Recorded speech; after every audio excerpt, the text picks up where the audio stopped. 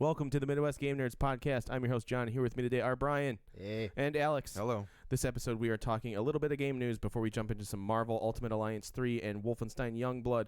But before we get to all of that, if you want to follow us on social media or see all the places you can listen to or watch the show, check out MidwestGameNerds.com/links. The Midwest Podcast Network now has a Patreon. The Patreon is meant to benefit all the shows on the network. You can subscribe for as little as $1 a month and help keep our shows alive and well. Check it out at mpn.bz/Patreon. As always, we do appreciate your feedback, which you can send to MidwestGameNerds@gmail.com. And don't forget to follow us on Twitch, as well as rate and review us on your favorite podcatcher. Don't forget, we are Twitch affiliates now, and you can give us your free Prime subscription if you have Amazon Prime. Do that. Gives us some money. Doesn't cost you anything extra. It's pretty rad. And, yeah. Alex, any bumpers for the network? I believe Horror Movie Yearbook did record an episode. I'm not sure if it is out as of yet. I also heard that since the passing of Rutger Hauer, they're planning on doing something specific for him. But, yeah. Take a look for that. They did their slasher draft that I talked about. They also caught up on a bunch of 2019 movies. That was the last episode that's out there right now. So please go check that out. HorrorMovieYearbook.com. And then Preacher starts back up this Sunday, August 4th, with a 2-hour premiere. I believe it's at 9 p.m. So we're going to get back into that Gone to Texas groove. And, yeah, it's going to take up even more time. Sweet. Your time will be gone. Oh, yeah. Whatever time. Yeah, it's gone to Texas. Indeed. G2Tpodcast.com. Check that out. Check it out. Good to go. Yeah. What else have you guys been playing? Brian, anything else? I know you guys played Rainbow yesterday, right? Oh, yeah. A little bit, yeah. It didn't go well until the last match, really. Was it just you, the two of you and Gladish? Yeah. Well, we only did like two. We did 2 or 3 matches, I think. And we won a match on Outback, which has surprising. never happened. Yeah. Yeah. We killed them. That's awesome. 3-0. Nice. Yeah. Yeah, that was pretty good. Good note to end on. It was still fun. It's always fun. Every time I play that game, I'm like, this game's so much better than the other shooters. Yeah, we feel very out of practice. Although what was weird is we came to it from Wolfenstein Youngblood, and it was weird feeling like Rainbow Six was slow. Yes. Were you playing it more aggressively at all? I was at first. Okay. Oh, Wolfenstein, absolutely. Well, yeah, but like no, I mean Rainbow specifically. Like, were you playing that? Well, we started with a T hunt and just ran in, and I immediately died. And then, but Brian, I played it like Wolfenstein for the Brian most part. wicked it. Yeah, he wicked it. Yeah. Yeah, I used a pistol a lot. Yeah, Zach called him Brian Wick. He was watching at the time. Should I change my gamer tag to John Wick? That would be really funny. That'd be pretty good. And more current. It's another Keanu Reeves character. Oh, yeah, that's weird. John. Pretty good. John Constawick. John Wickstantine. That's a good one, too. But yeah, Rainbow Six is fun still. Right on. Anything else?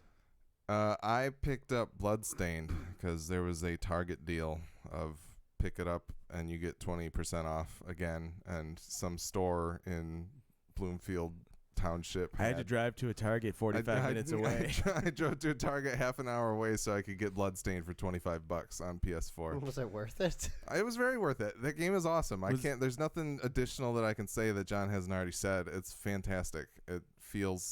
It's weird how good it feels in terms of like thinking of it as a Symphony of the Night. Like if it was an actual sequel to Symphony of the Night, I would believe it. There's some really weird and interesting. Having played Symphony of the Night recently, there's a lot of like room structures and things like that are very similar. I don't know if you got to like the waterfall that's there. I haven't gotten there yet. No. There's a waterfall that feels exactly like the waterfall that's in Symphony of the Night.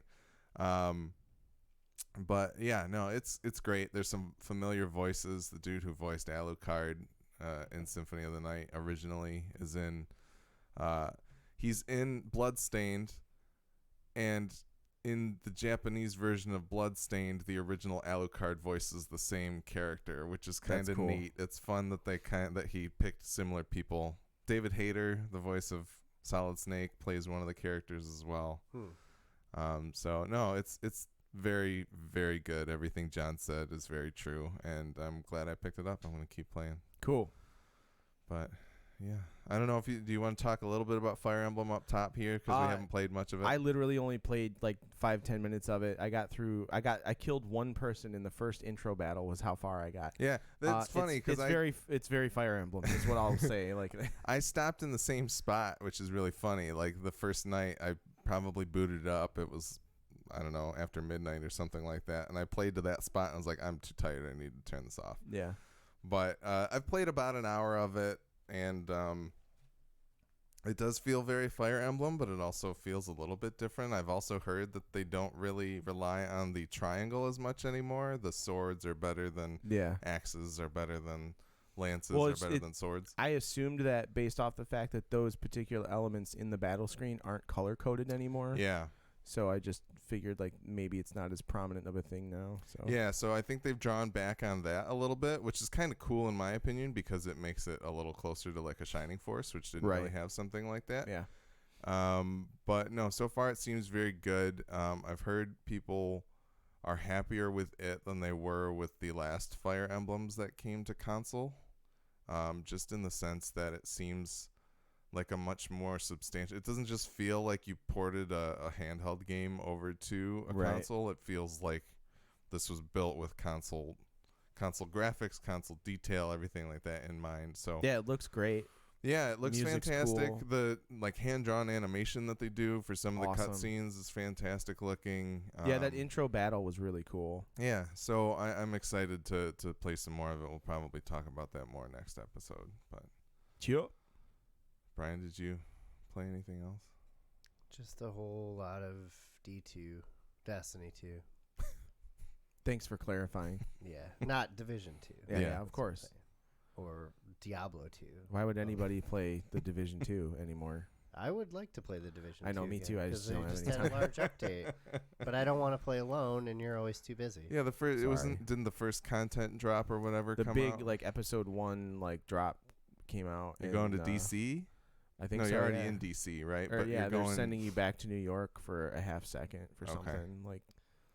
That's cool. A couple of missions or something like that. There's a lot of games I want to play that require my friends to have fun. Well, we played one of those, and we'll talk about it in a little bit. But I would really like to play Sea of Thieves too. Yeah, that would be nice. That whole update that happened this summer. Now that there's a game to play there, like even more of a game than it was before. But yeah, D2 is what it is. Sea of Thieves also has like a massive Twitch following still. Yeah. Really? Like lots of people like to watch it. it's a fun game to watch played. because it's kind of unpredictable in a way. Yeah. But Destiny is in kind of like a weird place right now. It's like some days I have fun, other days I'm like, why am I doing this? This is like a second job. Sounds exactly like Destiny 1 did. Yeah, all the way through. Par for the course, man. It's mostly just because I don't like where the community is right now, because I feel like the only people left playing are hardcore, like really hardcore people. So like I can't play Crucible without being basically last on the team every time. It's too sweaty because there hasn't been like a new content drop to bring everybody back. Yeah, I don't think I've gotten that much worse over time. Maybe I have. Maybe I'm just too old for that shit now. Okay, Murtaugh. But I mean, I can slide back into Rainbow Six, which I feel is a pretty hardcore game, and do fine. Yeah. But like, I mean, Destiny, it's like, oh yeah, I just played a match against these people, right before this, because who knows how many people are playing right now. But I do expect in the fall it's going to be in an awesome place. I like the direction they're going. So it's just like I'm playing a lot lately, partially because Corey plays and he's somebody I can play with, and none of you guys are playing anything. So I can't play Rainbow Six or Sea of Thieves or whatever. Division 2. Don't make us feel guilty. But I mean, the other reason is that there are certain things like I want to finish before the new content comes out. Yeah. But some of them are just such a drag. And there's been some bugs lately that are just nasty. Yeah. And they kind of postponed fixing them because of the whole like labor issues thing that's real big right now. Yeah, they're not making people crunch, which I respect. Yeah, but this next week they're fixing the 2 like super major bugs that have been plaguing the game for like a month now. So that'll be nice. And there's some new stuff coming out. Cool. Moments of triumph, whatever. That's cool. I'm gonna be in a weird place with it because I feel like I will probably port my PS4 character over to PC when that can happen, and then I'll probably play through all the Forsaken stuff and then just be like, okay, I'm done. Well, Shadowkeep is going to be out. Yeah, I'm not gonna buy too. that. I don't want to. You're getting it with Stadia. Yeah, but then I can't play with him. Right? Didn't they change that? I don't know. No. Hard-hitting reporting from the Midwest Game Nerds podcast. No, like the player pool isn't combined, but I think the cross-save thing now works with Stadia. Well, that's I think that's fine, what they changed. but then we should probably check on that. But what does that matter? That's not the point I'm trying to make. Okay. Like, yeah, if I keep my Stadia pre-order, I will get Shadowkeep, but then I have to Well, then you port can't over play it to on PC anyways. Exactly, yeah, But you so- could play. You could use your character on PC. I could. But yeah, I don't know. We'll see. We'll see how that shakes out. I could also just not play Destiny 2 ever again. You could. Yeah. That's a possibility. I wouldn't fault you, but So, it's. Yeah. It'll allow you to jump between Stadia, PlayStation, Steam, and Xbox without losing progress. So you can use the same character across I could all. come back down to PC and play with you guys, and I don't want to play Crucible. I might raid with you guys. We don't but- play. There's other things We that honestly, like, the few times I've played with them, we really haven't done a ton of Crucible, but I know a lot of that was just because they were trying to get me caught up with the Yeah. rest of the stuff. But the Gambit mode is really cool. Like, yeah, it would be fun to play that, and I'll be able to do that since I own Forsaken, right? Well, no, Or all that's gonna be free. anything that is team based is like free for Okay. everybody. All right, so that's cool. But anyway, Destiny Move on. Game news. news. What do we First got? story was one that Brian posted from Polygon.com. Really, I just love to talk about anything that involves PlayStation 4 not having crossplay. Being assholes about Yeah. something. Just want to rub it in their faces because I'm sure they're listening. You're just trying to balance out my Sony fanboy. that too. Yeah. So This again is the subtitle. Wargroove comes to PlayStation 4 without crossplay. I talked about Wargroove a while back. It came out on Switch and PC and Xbox One. It's kind of an Advanced Wars / Fire Emblem-y type game, strategy RPG, some might call it. And one of the notable things is that you were able to crossplay, like do some competitive matches against other people on Switch, PC, or Xbox One, and you can play against anybody on any of those systems. But unfortunately, the PlayStation 4 version, I think, was coming out later for other reasons, but also one of the things is that they've been fighting with Sony to try and get crossplay, but it apparently will not be happening. You can still PS4 players, the game is now out on PS4, and you can still download any of the community-made map designs, regardless of where they came from, and upload their own maps and campaigns to be shared with other platforms as well as the PS4. So that's still cool. But the developer Chucklefish's chief executive Finn Bryce said on Reset Era, which is a popular gaming forum that is basically replacing NeoGAF, he said, It's quote, probably supposed to be Resetera, no, I'm not going to do that. like etc. Quote, we were told in no uncertain terms by Sony that cross-platform play was not going to happen, end quote. This despite being able to, quote, literally toggle a switch and have it working, end quote, he said at the time. What? Fucking A, man. That's Yeah. so ridiculous. Yeah, that's pretty dumb. Where is that switch? We need to find it. I would just assume at that point, like, Wargroove will not do well on PS4 because of that. Maybe not. I mean, that's the last platform I would buy it on, knowing that. Yeah, that's true. I would much rather But I have don't it. own it yet, and I would like to buy that game at some point. It It's depends on where friends own it, right? Isn't it on Game Pass? Is it? It might be on Game Pass. I'm like actually. 90% sure. I don't know if it's on Well, then Game I Pass don't for even have to PC. buy it. But Pretty yeah, sure it is. maybe. So, but yeah, that is such a bummer. Like, I don't understand. I thought we were past this. Like, yeah, it's like you only get to have cross-platform play if you are a huge moneymaker like Fortnite or Rocket League and stuff like that. So hopefully by next generation this gets figured out, or maybe people will make enough stink that they'll go back and be like, fine, flip the switch. But yeah, Polygon noted that Gearbox also was stop like saying Switch. They're gonna flag our video.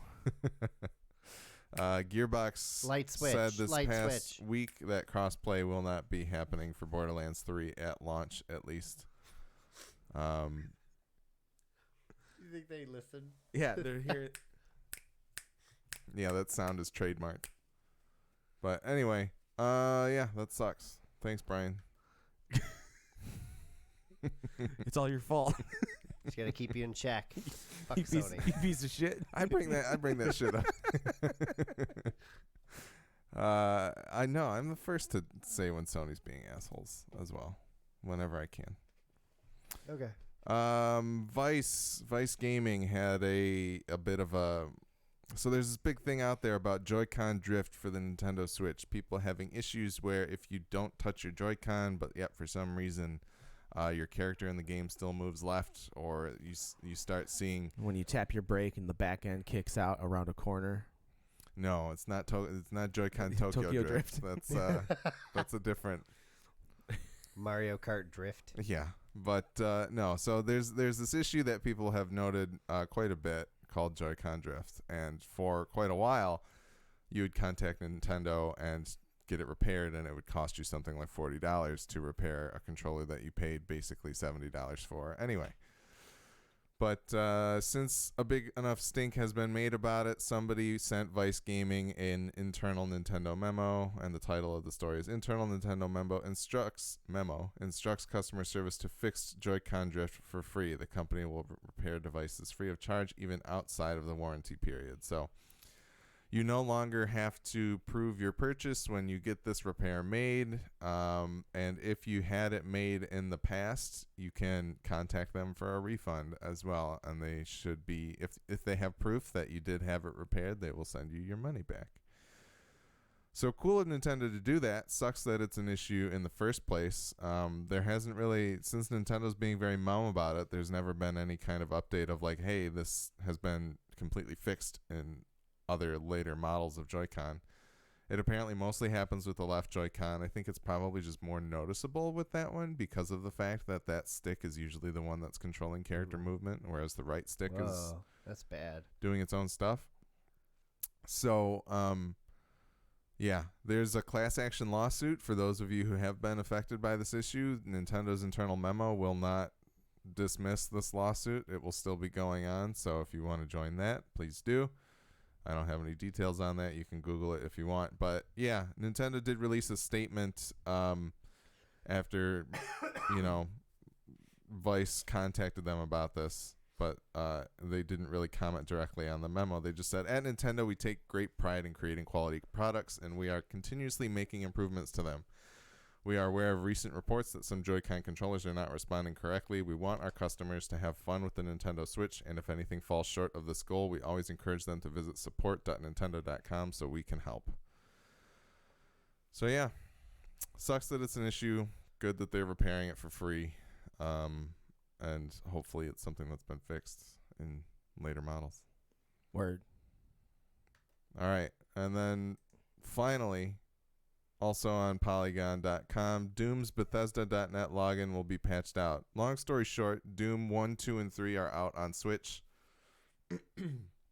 for pretty cheap. The first two are $5. The third one's $10. But people were complaining because you can't play them offline, even though there's no online multiplayer, especially in Doom 1 and 2. And you have to log into Bethesda.net in order to even play the game in the first place. But Bethesda came out and said, hey, we're going to make that optional because it should have been, and we're going to change that now. So that's still forthcoming. I don't think the update is out, but it did become a meme, people putting it in Mario World, or this looks like Banjo-Kazooie. Well, or isn't there something like that. the Doom Slayers Club or whatever? And Yeah. is that what it's mainly tied to track your kills and things that you do in the games? Yes. Yeah. Yeah. So that was kind of the reason that it was connected, is so that you could track that stuff. You could track your game stats, and I don't really know if there's any benefit to doing it other than that. If it's gonna get you the Slayers anything. Club gets you all kinds of free shit. If you play Doom games at all, Really? and you kill things in the game, which is the whole fucking point. You earn points and Is stuff. that why you're called a Slayer? Yeah. Interesting. It's the Slayers Club. So and it's also how you could get into a bunch of pre-release stuff too. I wasn't aware. I should sign up for that. Yeah.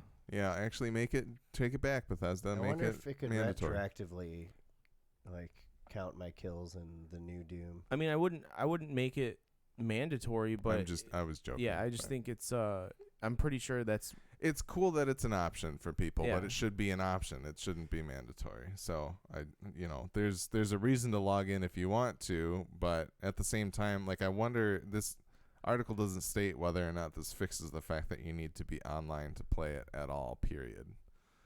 That's my biggest concern. With the Switch, it's Yeah. portable. You want to be able to take it on the train with you, play through some Doom tethering levels. to my cell phone. Yeah, that would be good. Somebody did say if you start playing it while you are connected to the internet and then take it off, it's not like it prevents you from continuing to play. So at least that is out there, but no word on whether or not this patch will fix that.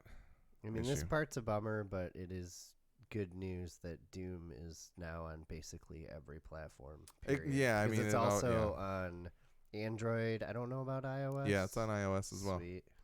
Yeah, so I mean, Doom's one of those games and it's great that it's so cheap. $5 for Doom 1 and $5 for Doom 2 that's a lot of good game many for $10. hours of enjoyment. Lots of replayability. Yep. So cool that they're gonna fix that. But okay, what do we want to talk about first? do Marvel. All right. That's not what I put on the first one. Marvel Ultimate Alliance 3 is out for the Switch. There were 2 previous Marvel Ultimate Alliance games. They came out for the 360 and PS3, I believe. Not the PS2. Yeah. On the PS2, there was X-Men Legends 1 and 2. Those were also great, and the Marvel Ultimate Alliance games kind of grew out of that. This one is developed by a different team. It's developed by Team Ninja and Koei Tecmo, which is kind of weird that there's a Japanese developer developing a Marvel game, but that's cool. But yeah, there's nothing too crazy different about this one. It's very much, it plays a lot like Marvel Ultimate Alliance 2 from what I understand. And I think it's got a good roster of characters. There's something like 40-ish characters that you can play as. I played it 4-player co-op on the same TV with Willie, Nick, and Tim. Or not Tim. I'm sorry, Willie, Nick, and Gojo. And we... basically, the only complaint that we have with it is that the camera is very wonky when there's 4 people playing on one TV. So that was kind of a little bit disappointing. I wonder if it's any better when you're playing it online, if you can kind of move away from each other a little bit more. But we still had a great time with it. We're probably 75% of the way through the game at this point, and it's probably about a 10-hour game total. And yeah, it's a lot of fun. Not taking the story very seriously. The story is not really that close to the movies, and it's kind of like a different remix of some stuff that happens in the comics too. But it's much more of a beat 'em up than like the old school X-Men Legends game. There's not really any loot or anything that you equip to your characters, but there is like a level progression system where you can upgrade your skills and things like that. You can equip your characters with ISO 8, which is a thing that came out of the mobile games that kind of like boosts stats, and you can like craft new ISO 8 and things like that. And then also as you play through the game, you can find infinity challenges, which are like just, you can replay some of the battles in the games with these goals that you can get stars from. And when you collect these stars, you unlock secondary costumes for the characters that are in the game. Cool. You also have, I think, 4 of the characters are locked behind the infinity challenges. But if you go and beat their infinity challenge, then you unlock them. I think that's Elektra, Loki, Thanos, and there's a fourth one. But anyway, no, it's fun. It's a great time, especially if you're playing with friends. If you liked Marvel Ultimate Alliance 1 and 2, I think it's very good. I don't think there's much to be disappointed with about it. Like I said, the story's kind of short, but the Infinity challenges make it a little bit give you a lot more life. Actually, there's a lot of stuff to do with those. The only other thing is, like, the difficulty kind of really ramped up in the second half of the game. We kind of breezed through the first 5 chapters. There's 10 chapters total. We breezed through those first 5 without a ton of issues, but then you start getting to some enemies that are kind of cheap later in the game, and so that made it kind of hard to actually... Are they only cheap because you're not using the right character with the right abilities to, like, take care of them, or... No, some of it might be, like, it's kind of hard to keep track. I guess that's the other disappointing thing, is that, like, you only level up the characters you play as. Right. And it's such a big roster that, like, even if you wanted to move around and, like, level up everybody, you basically have to go back and play the same content to kind of slowly ramp them up. It's like playing Diablo. As you do Infinity challenges and go through the game, you'll find, like, XP cubes that you can use to just immediately boost somebody up. If you're like, oh, hey, I really want to switch it up and play as somebody else to go and, you know. That's cool. But, you know, you got to do more Infinity challenges to really unlock more of those.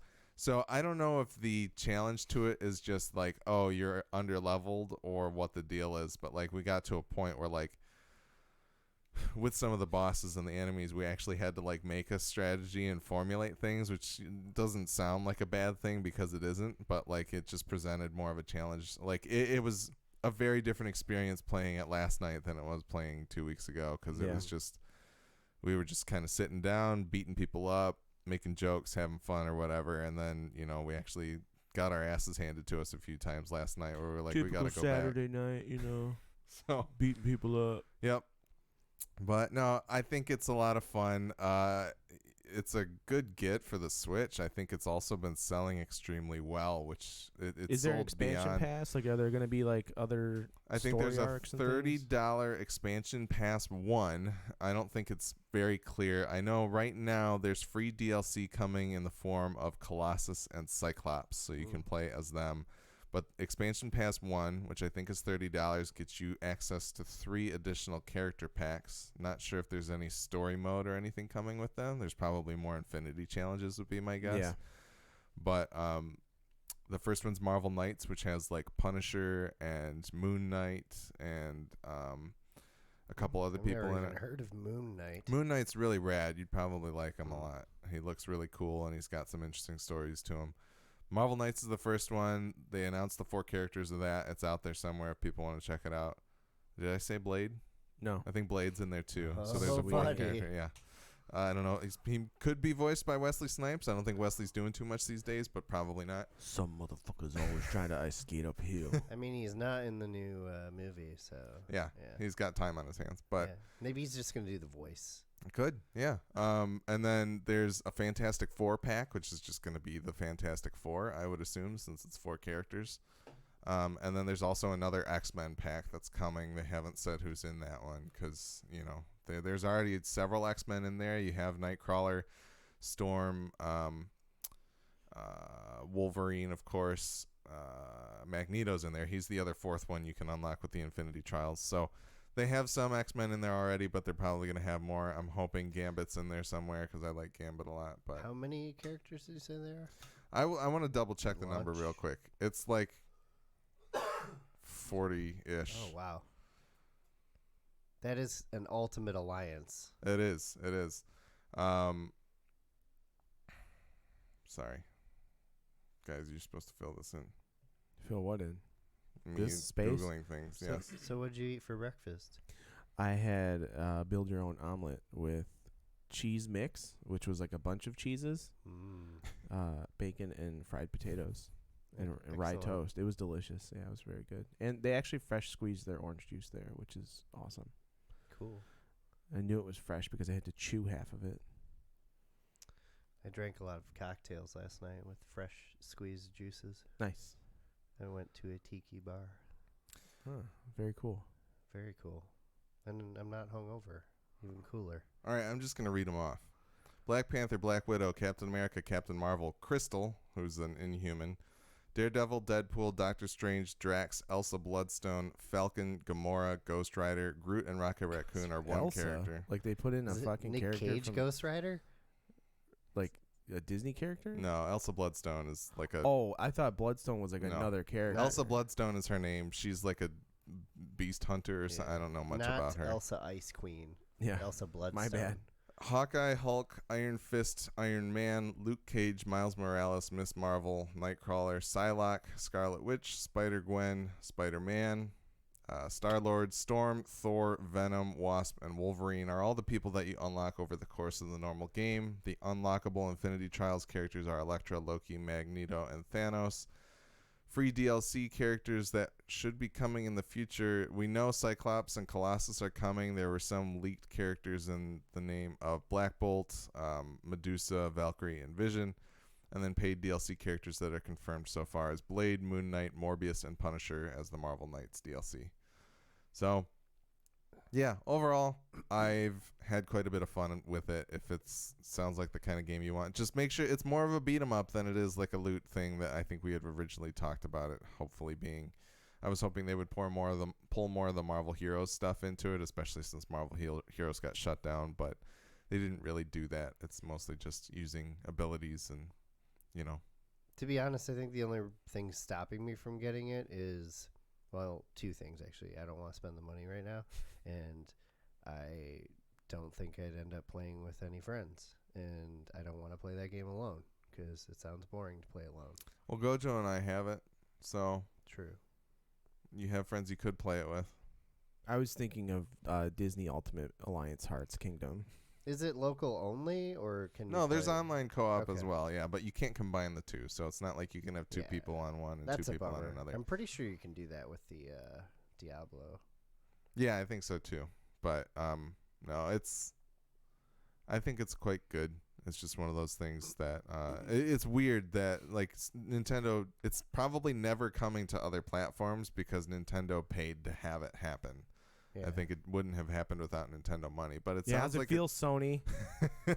Fucking shitheads. it sounds like it did well enough that Nintendo's not going to regret the choice to do that. So hopefully, maybe there will be more in the future. This is called it's Season Pass 1, so there could be more stuff that comes out later, but I don't know. I mean, Marvel might have like well, I don't know. Do they have like a weird relationship with Sony too because of the whole Spider-Man thing? And Kind of, a little bit. That's the other thing I was going to say. You get Spider-Man, and that's it. The Dr. Octavius and Spider-Man voice actors from the PS4 game are in the Marvel Ultimate Alliance game, which is fun. Yeah. But no, yeah, it might be a little weird because of that, but I don't know. It's not really. It's kind of a strange situation anyway. So anyway, Cool.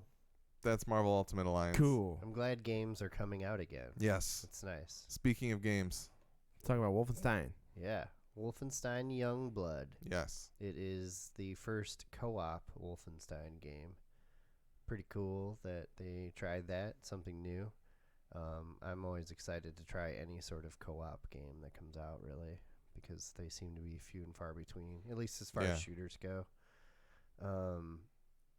Yeah, takes place in the 1980s, and you play as the daughters of B.J. Blazkowicz, which is the main protagonist, of course, of all the Wolfenstein games.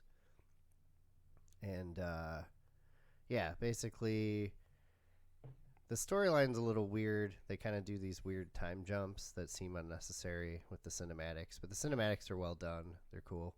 And you, I forget the names of the characters. Jess, and who's the other one? It's a great question. I don't know. BJ. The one that I played. BJ's gone missing and his daughters are trying to Yes. find him. That's the story. That's the main, gist of it. And you basically, as far as I can tell, the whole game pretty much takes place in Paris. And it has like an open-ended, France? yes, Paris. No, Paris, France. Texas. It is Nazi. I'm just looking for clarification for the listeners. This is an alternate timeline, obviously, and this is Nazi-occupied Paris in the 1980s. So it could be Texas. Yeah, well, they're from Texas, actually. Hell yeah. So, yes, the first cinematic, I believe, takes place in Texas. But yeah, it unlike the other Wolfenstein games, it's not a linear game. It has like an open mission structure where you get to kind of choose what you want to do when you want to do it to a point. There's a lot of level gating because there's an RPG element to the game. Because the world needs that. Yeah. Yeah, that seems to be what most people are harping on with their reviews of this game, which is weird. I feel like it got a lot of positive buzz coming out of E3, and then these reviews are coming out, and people are like, there's levels and stuff. Like, are developers just sick of having people just breeze through their games? Yeah, basically. I think a little bit. Like, I think the more that you stay engaged with a game, obviously, the better for them. The more likely you are to purchase DLC and things like that, right?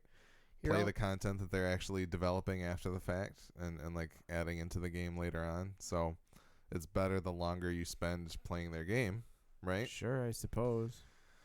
But like at the same, like when we were playing yesterday, so Brian bought, the cool thing is the game is $30. It's out on everything. You can get it on Switch and on all of the platforms. There's a demo that you can download, and if you download the demo, you can be invited to the game by anybody who's purchased the $40 version of the game. So there's a $40 deluxe edition, and if you do that, you can invite people through the demo to play the game with you, and it can be anybody, and it keeps your progress. It tracks what you've done. There's multiple save slots, so you can play with different people in different parts in the game. So that's the cool thing. I didn't have to pay $1 for it. Brian spent $40, and I was able to play. We played the first 3.5 hours or so, 4 hours yesterday. Yeah, it's up on Twitch if you want to watch it. But do you get to choose which of the girls you play as? Mm-hmm. Yeah, you get to choose which of the girls you play as. You choose the first ability that you unlock as well. You choose the first weapon that you use. You get to choose a couple different things so you can kind of and they have different abilities and like different weapon specializations. They both have access to the same weapons and same ability pool, but you can choose to spec out however you'd like. Gotcha. Okay. They have different personalities and different hair color. Yeah. So either way, like if you play a game with somebody else and they choose the character you played last time, like you'll still have the same specced out pool of things that you did. I think it's on the other character. It is still a story-based structure, so I'm pretty sure if you play with different people, you just use a different save slot and have different progress. Well, yeah, that I think is kind of the main thing. Like you can either host people or you can join randos, is my understanding. You can also gate it off so randos can't join you. Yeah, so whoever's hosting decides where in the story you're at. I don't really understand how your character moves into those, basically. Like, if you come into it at, like, is it going to put two Jesses together? Probably not. No, it's always one of each, for sure. So, I don't know if it just switches your identity if you join, like that type of thing. But yeah, people are complaining about the level type stuff, but honestly, my biggest complaint with this game is that so much of the tutorializing of the game is given through these computers that are in the level that you can just miss or skip. Yeah. For example, the one that I found that teaches you more about how to read the mini map is in like a hidden spot.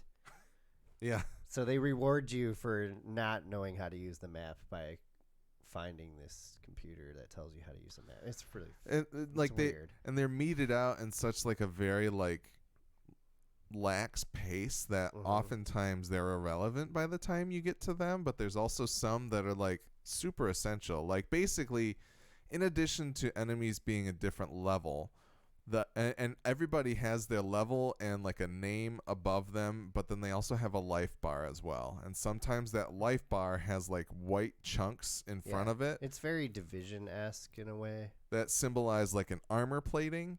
And certain weapons, there's like two different types. There's like a real thick white bar and like real thin white bars. And different types of weapons will be more effective at different types of armor. And we basically pieced that together on our own because we either did not go and find that computer, or we did and neither of us said anything about it, or who I don't know. Maybe we skipped over it. There's an actual symbol that like each weapon has like uses a certain ammo type, and there's like a symbol for it, and then the corresponding character that it can be that is vulnerable to that ammo has that symbol on it on their life bars. Yeah. So it's like Wolfenstein 76. Well, like, you got to read the computers to get the information.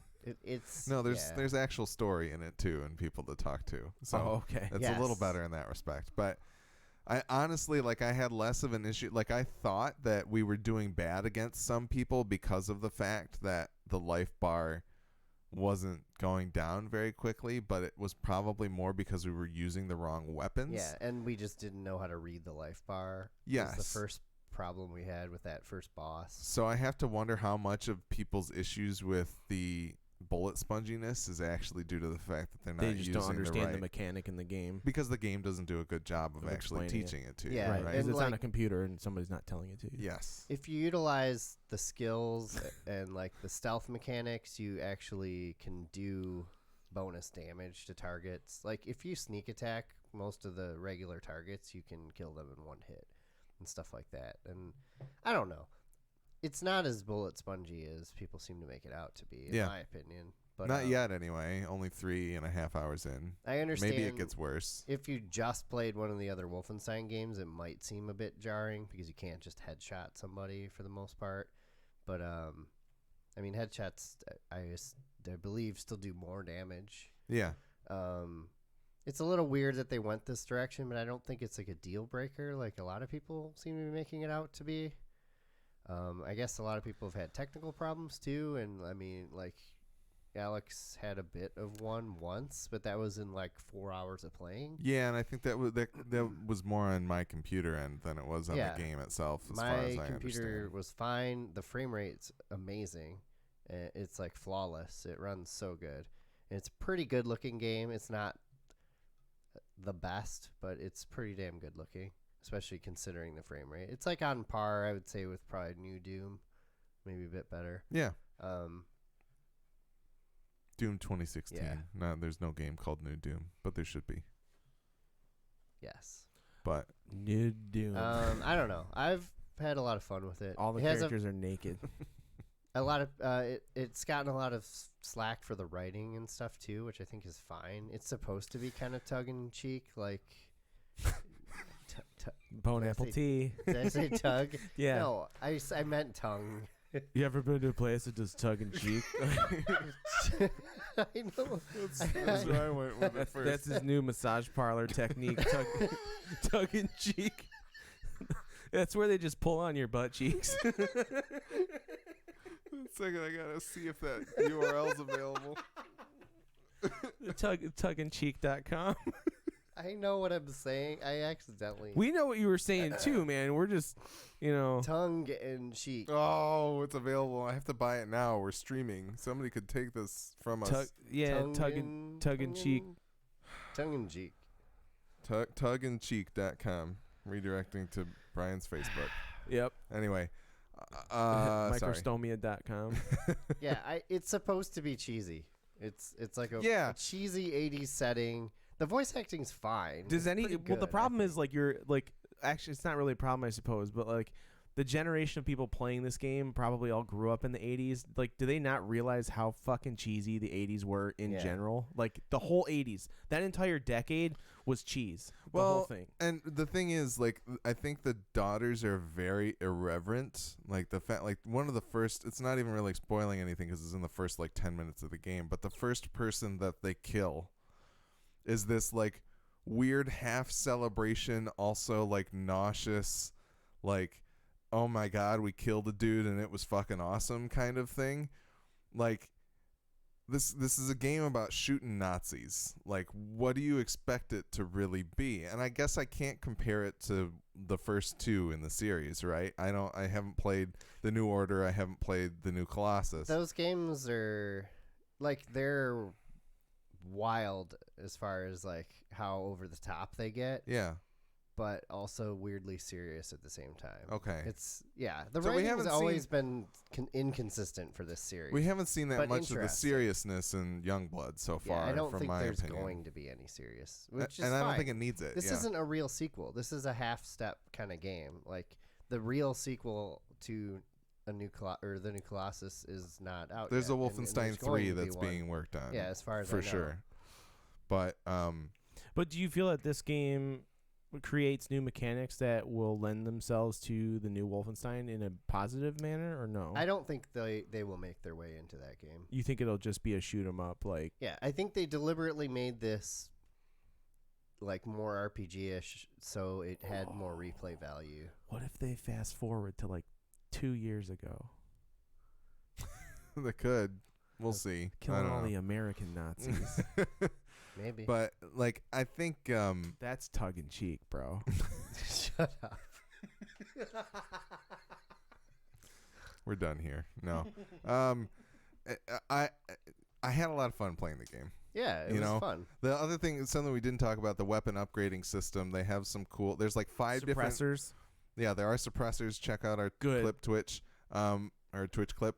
There are like 5 different things that you can upgrade on every gun. It's the stock, the ammo, like the magazine, the scope, the receiver, and something else. But you can upgrade those 5 things, and they all have 3 different types of upgrades that raise different things. But they also have like brands associated with those upgrades. So if you get 3 of those branded upgrades on one gun, then there's some bonus that gets added to it. One of the brands gives you an upgrade to how much headshot damage you do.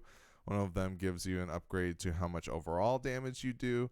And then the third one, I think, might be like a fire rate type thing. I'm not sure. I can't remember what the middle one was, but it gives you a little bit more variability in how your weapons work, which is kind of fun. And the weapons feel really good. The shooting feels really good. Moving around in the game feels great. They have these power suits on that let them double jump and stuff like that. And it's definitely a fast game, and there's a lot of mobility. One of the fun abilities that we discovered is if you have this ability, you can hold shift to run, and if you run at a weak enough enemy, they will literally just explode if you hit them right. It's really funny. And they explode. That's awesome. So that was fun. Some bloody mess. Yes, absolutely.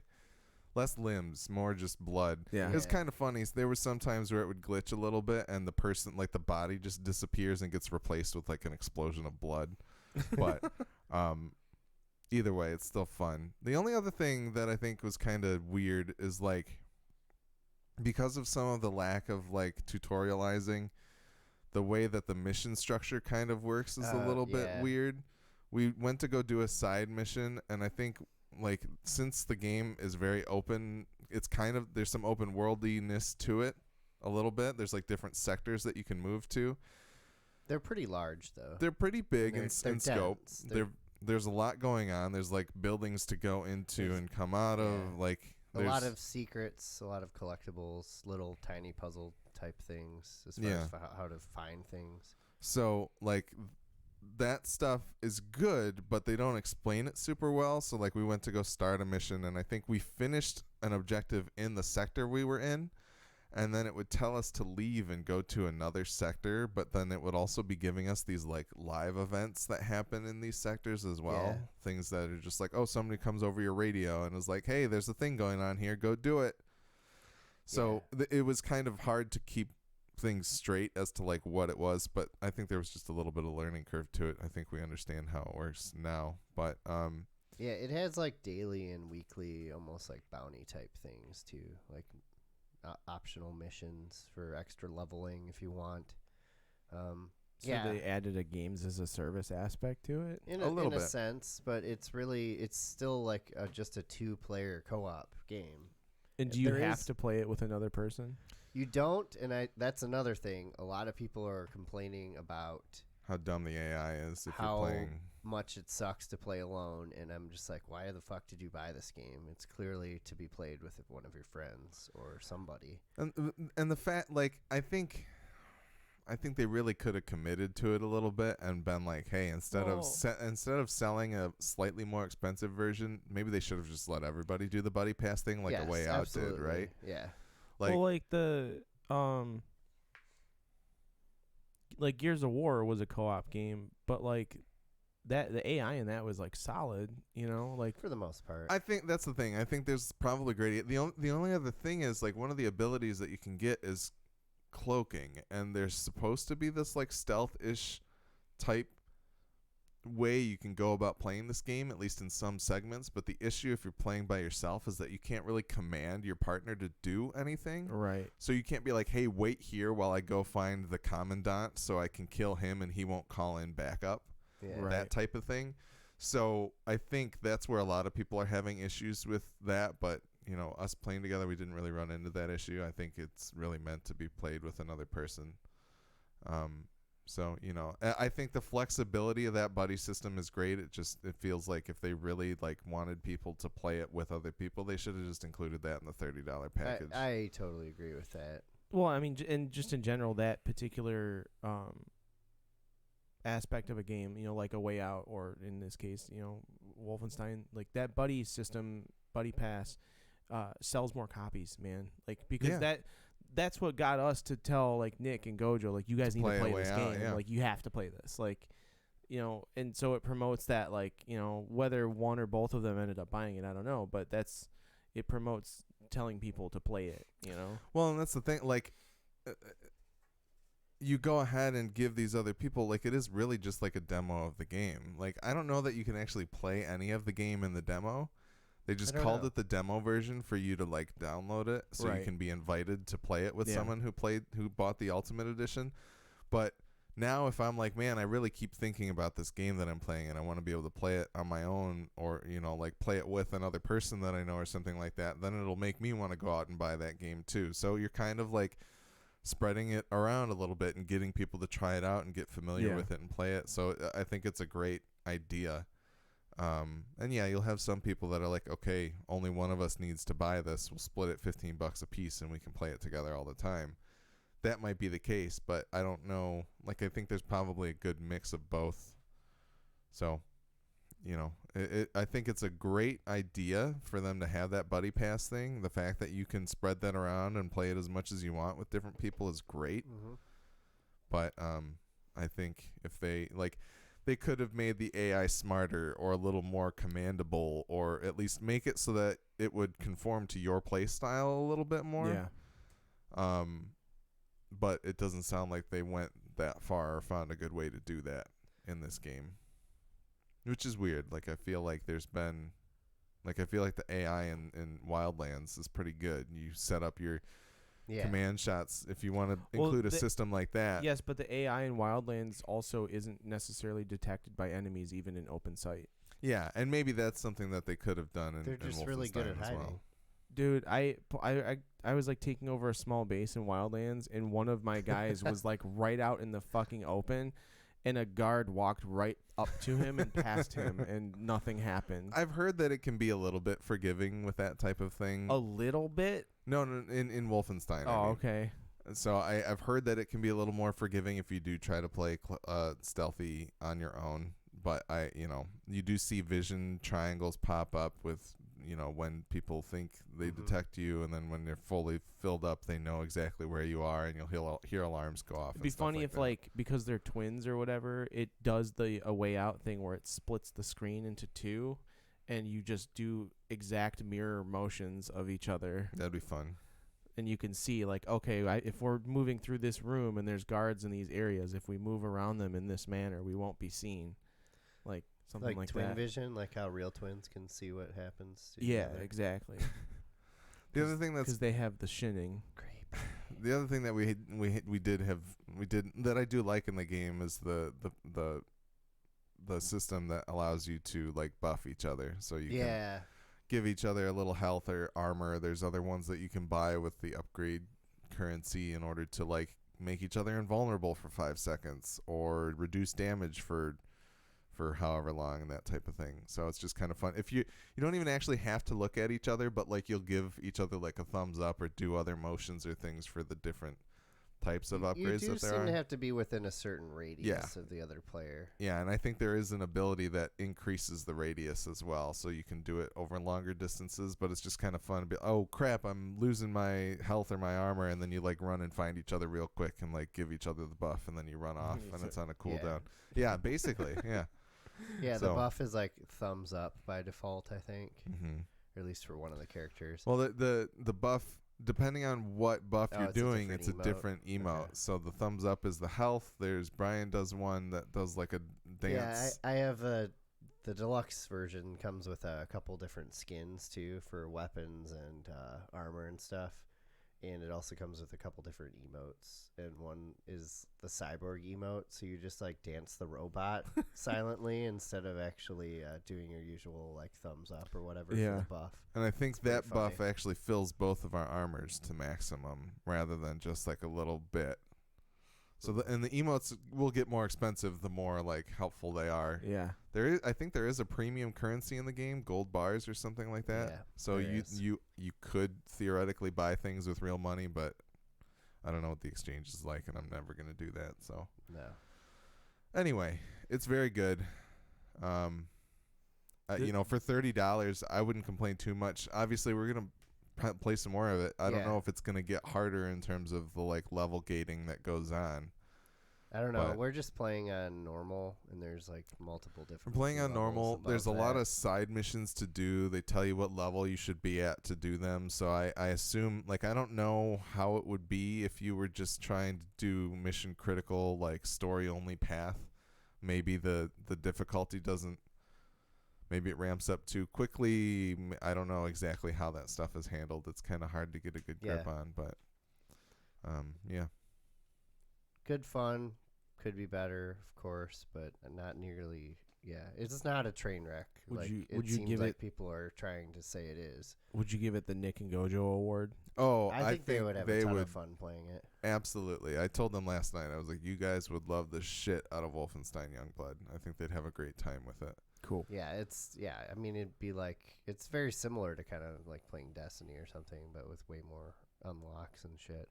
I think it would be great to watch them playing it because they have all these great stories about how like they don't even have to communicate with each other anymore. They just they work so well together that they just go and attack the situation and it works out. And there are these synergistic moments where things come together naturally for them because they've been playing video games together so long. Yeah.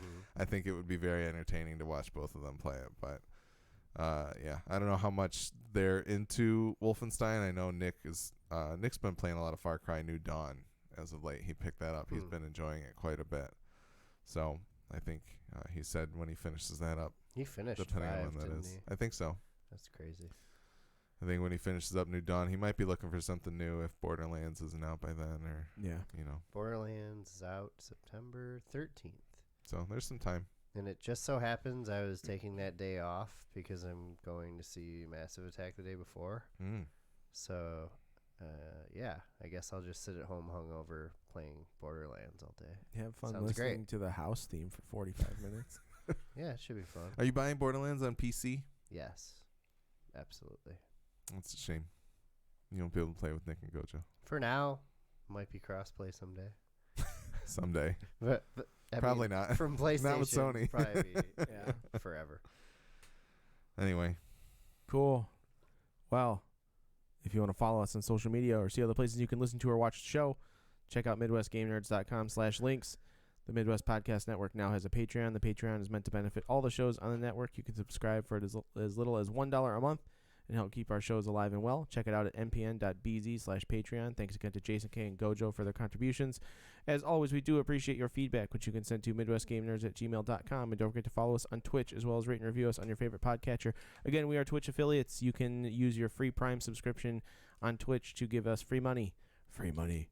Doesn't cost you anything. Gives us a little bit of money to play with so we can do other cool shit, like upgrade our gear or maybe introduce new shows or something like that for the network. So buy tugandcheek.com. Yeah, tugandcheek.com. You could help us. You could help us start Brian's new website and massage parlor. We all need RTX 2080 Ti's. Yes, that too. Anyways, yeah, we'll be talking Fire Emblem next episode and whatever else we come across in the meantime. So if you have any suggestions, email them over to us. Hit us up on social media, and yeah, we'll go that way. Thanks again for listening. We'll see you guys next time. Peace.